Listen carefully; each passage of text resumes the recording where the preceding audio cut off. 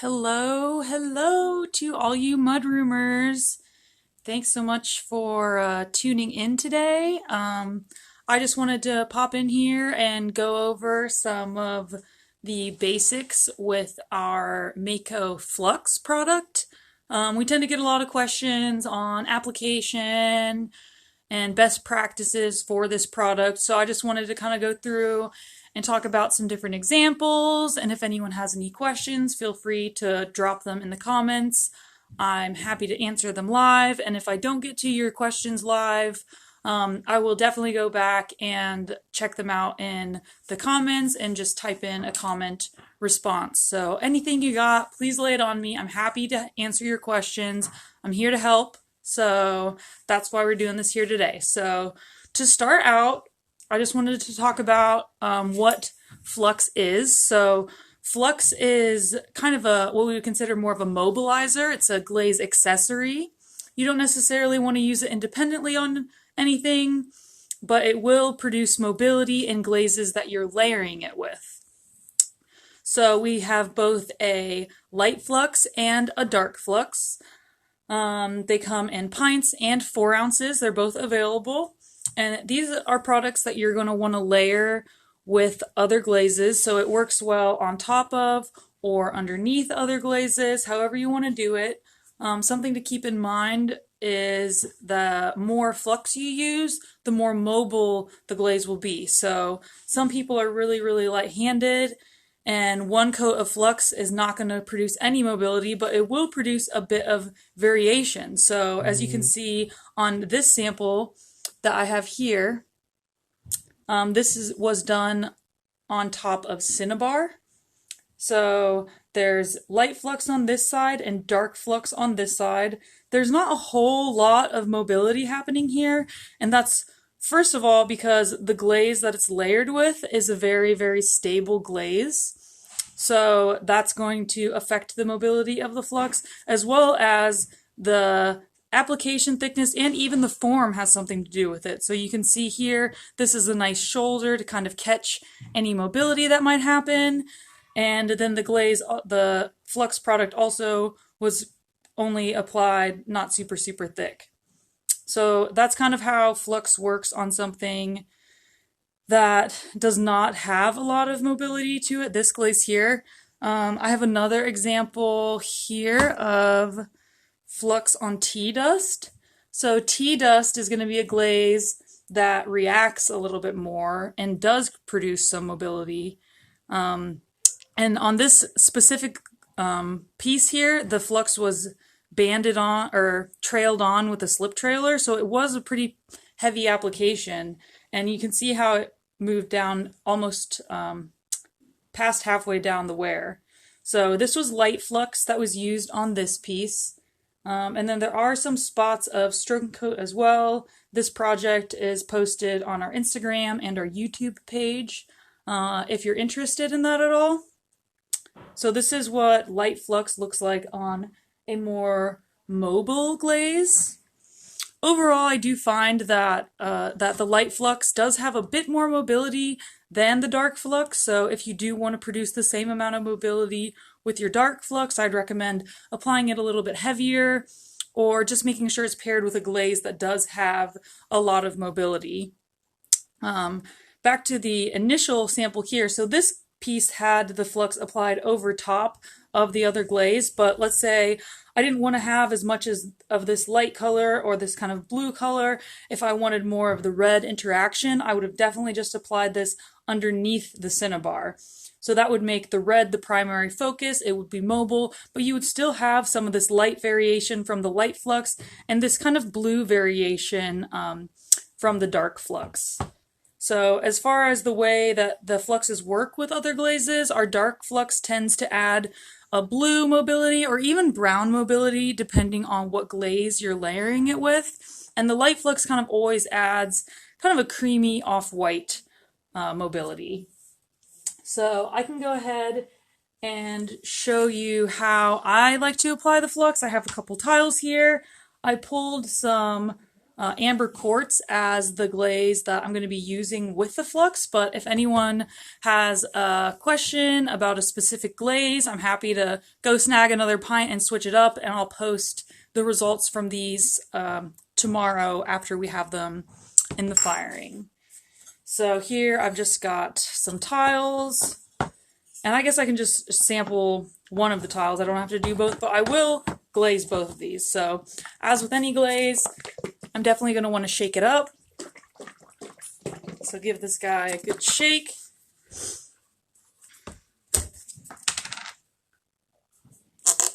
And this is a fresh pint, so I gotta remove my heat seal.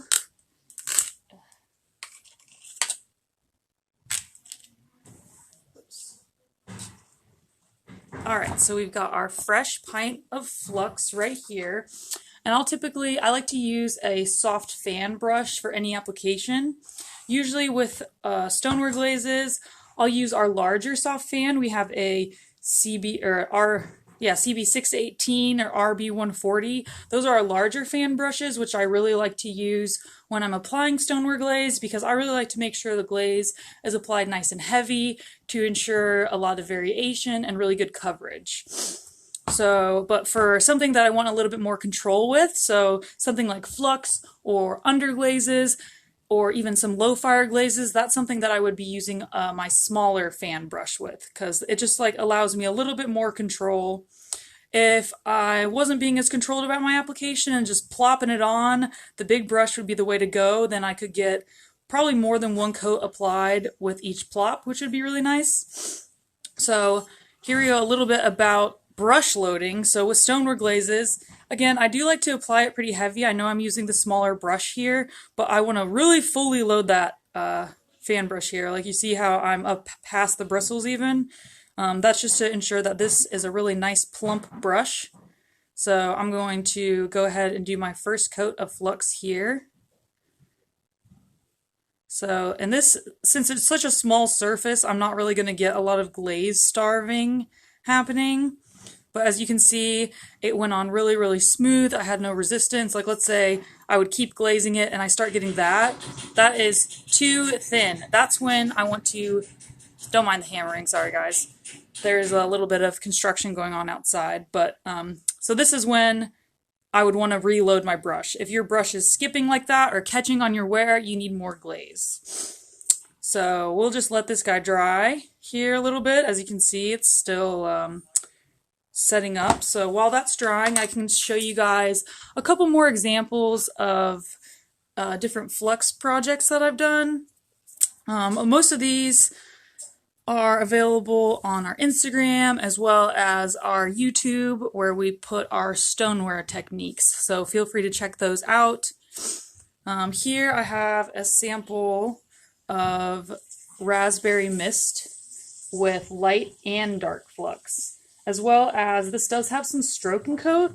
So to distinguish between the way that these glazes will interact, well, first of all, the flux was applied directly to the bisque. So this is kind of how flux interacts when it's underneath the glaze. You can see how it pulls a lot of the glaze colors, but you can still see the flux colors that are happening here. So that's kind of how you can expect it if it's underneath the glaze. Again, if you go back here, this is it applied on top of a glaze. A little bit less interaction, but you're still getting some nice mobility and variation between the glazes. So here we have, right here, I'm just going to show you kind of what each color is here, because there's 3 different products that were applied here using a trailer. So this light part here, this is the light flux, figure that, right? And here is actually the Caribbean blue. You can see that nice blue variation happening, and it's a really dark pigmented color, so that's how I know that it is the Caribbean blue. And then here, this kind of gray variation that's happening, this is from the dark flux. So here I've just done little bands like this using a trailer, and this is what creates the variation here. So I did 1 coat with the trailer. It's nice and thick, so that's how you can see we have all this kind of movement that's happening here. If I applied it a little bit thicker, we would have more movement. The glaze that's applied on top also is going to affect it. So let's say I'm kind of a thin glazer. That's going to create less movement than if I was a heavier glazer. So this is a pretty typical application of raspberry mist. Like let's say down here, you can see that red, that's nice and thin. So if it was like this on the whole thing, I would not be getting this kind of mobility. But since I do have a bit heavier of application, I do have some nice mobility with this project. Hello friends! Thanks for joining us! So here, so this looks like it's dry, so I'm going to go ahead and put my second coat on. So as you can see, it's not all the way bone dry, but it's not shiny at all anymore. So that's how I know I want to put my next coat on. So I'm going to stagger these coats so that when I post the fired picture, you guys can see 1, 2, and 3 coats and what kind of mobility is produced from that. So again, I'm going to nice load up my fan brush. It's fully plumped. The glaze isn't trailing off of it, but it's definitely kind of heavy. Heavy here, I don't know. There you go. So we'll do our second coat. It's kind of farther over than I would want it to be, but we are all good. All right, so our second coat, as you can see again, that went on nice and super smooth. So we'll just set this down to dry. And I'm gonna do the same thing with the dark flux. And fire both tiles with the amber quartz unless someone else has a glaze request for the flux. And then I'll post the images of the light flux and dark flux results tomorrow. So while that's drying, I'll go ahead and pick out another sample here to kind of talk about. So this piece here has a lot of different glazes on it actually. So this has macadamia, Norris blue, lavender mist, light, and dark flux. So there's a lot going on here. All of the variation that happens here, this was applied underneath macadamia. So I basically just took one of our fan brushes into lavender mist, Norris blue, light flux, and dark flux, and just kind of globbed it on. And I did like 2 coats of that, so it was really nice and heavy because I really did want this to have a nice flowy finish to it. So here I'm just going to point out what colors are what, just so you guys can get an idea again how this product interacts with our glazes. So here we have, so this, as you can see, this is the lavender mist. It's a little bit of purple that's going on here. And then we do have our Norris blue. And then the fluxes are pretty clear in this one particular because we have our light flux right here. You get that beautiful light kind of off-white drip that's happening here. And it's picking up other glazes as well into it, which is why I really, really like applying the glaze in this way. So then again, here we have our dark flux. So to this combination, it's going to add a little bit more blue, which could confuse it a bit with the Norris blue, but you can see because you're getting these streaks and like rivers of glaze movement happening, that's how I know that this is the dark flux. So this is a fun, awesome technique where you're layering all sorts of different glazes, and feel free to do a similar technique to glazes that you have in-house. I love experimenting like this. I always think it's really, really beautiful. I'm kind of a sucker for really, really runny glazes. So that's kind of my style. Anything like this though, as you can see, I got dangerously close to the bottom here. So an experiment like this, I would definitely recommend putting on a kiln brick, or if you have a little cookie or something to raise that up so that it's not fusing to the shelf in case you were a little more liberal with your glaze. And then our final example here, I have this bowl that I did with copper jade, light flux, and jaded. I love the way that light flux looks with the copper jade, because instead of just producing a white color, you're getting this beautiful golden variation. And I think that really matches very, very nicely with the copper jade background. So this project in particular, it was done with a slip trailer, creating arches, and then doing dots of stroke and coat. So the stroke and coat kind of held up and moved down with the flux in this project and created this lovely pattern in this bowl here. So I do have a question from Karen. Thank you for the question. Actually, this has been coming up a lot on Mudroom, so I'm super excited that you asked that. So Mayco Flux and Mayco Cascades are really similar products, but they're just made for different firing ranges is essentially the best way to think of it. So Mayco Cascades is a low fire product that is often used with elements kind of to create a bit of mobility. And then Flux is a mid-range product that is going to be used with stoneware glazes to produce mobility. Now that's not to say that you cannot take our Mayco Cascades up to cone 6 if you have them. We haven't seen many ill results with it, so the Mayco Cascades work well layered with stoneware glazes at cone 6, elements at cone 6. It's a really, really versatile product, but keep in mind, since it's a mobility product for 0.6, when you're taking it up to that higher temperature, it's going to produce even more mobility. So I would definitely expect it to be a little bit more mobile than the Fluxes at this temperature, but they are going to kind of behave similarly in the sense that it's like a glaze added, or like a glaze enhancer or a glaze accessory, I guess would be a good way to put it, just to kind of enhance the mobility of those glazes.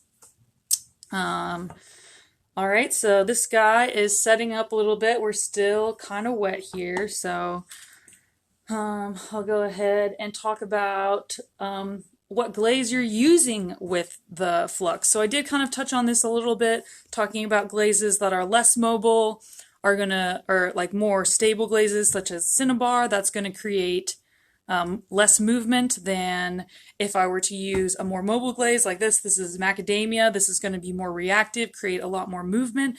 But specifically, when you're thinking about using Flux with matte glazes are very, very stable glazes typically.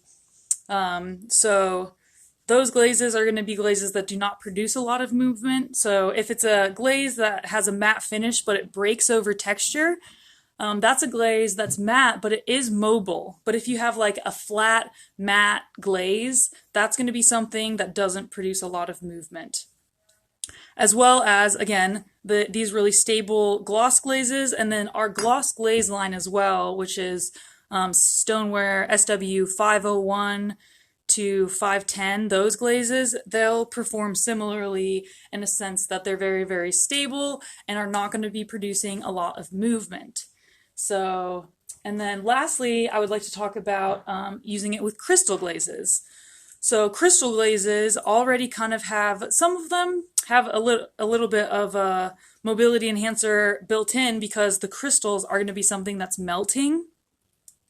And so if you layer a mobility product with something that's already melting, that's going to make it even more mobile. So if you think about glazes that have melty crystals, like Winterwood is a great example, that's going to be something that moves a lot.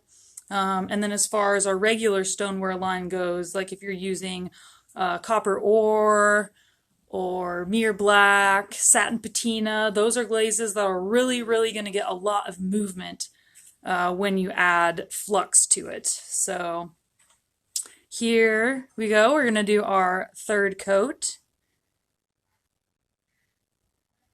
Again, just putting this guy on nice and heavy. With Flux, I like to be a little bit heavy-handed. Again, I'm really partial to flowy glazes, and we have a whole bunch of kiln bricks that we just use as extra, or like old kiln bricks that we use to kind of protect our kiln shelves. So I get opportunity to experiment a little bit more with that. Let's see, I have a couple more questions here. Awesome, glad that I answered your question, Karen. That's great. And then let's see, Leanne said, would Flux work well on coarse black clay, or is it better on a smoother clay surface? Really, Flux doesn't seem to really react negatively when you put it on different clay bodies, so I would definitely say that you're good to go. using it on a coarse black clay, I think one thing to keep in mind would probably be what glaze you're layering it with. So coarse black clay, I would imagine, is a little finicky when it comes to glazes that work really well with it. But if you do have a glaze that works well with it and you did want to add some mobility to that glaze, you could definitely layer some flux with that. So hopefully that answers your question there. And I think that is pretty much everything. I hope that I answered your guys' questions, and if you have more questions and think about them later, please add them in the comments. I will be waiting patiently to help you guys out. As far as this goes, I'm going to let this dry, and I'm going to apply 3 coats of amber quartz in a similar manner as I did apply the flux. So you saw how nice and thick I applied that glaze. That's how I'm going to apply the amber quartz. So I'm going to do 3 coats of that on this tile, and then I'm going to fire this to cone 6, and then I'll show you results tomorrow, as well as I'll do the same for the dark flux so you guys can kind of see a side-by-side of how these products work underneath the same glaze. I could also do an additional tile with the flux on top of it, so you guys could have 4 tiles and see how it works over and under all of them. So actually I will definitely do that because I think it's a great example. So yeah, thanks so much to everyone that tuned in today. I really, really appreciate it. And again, please ask questions, check out our sweet new website. It is super, super informative about all of our glazes, so definitely take that, give a look to that. And then if you liked any of these projects that I showcased today, check out our YouTube channel. It's just Mayco Colors, as well as our Instagram. So thanks again, guys, and take care. Happy glazing!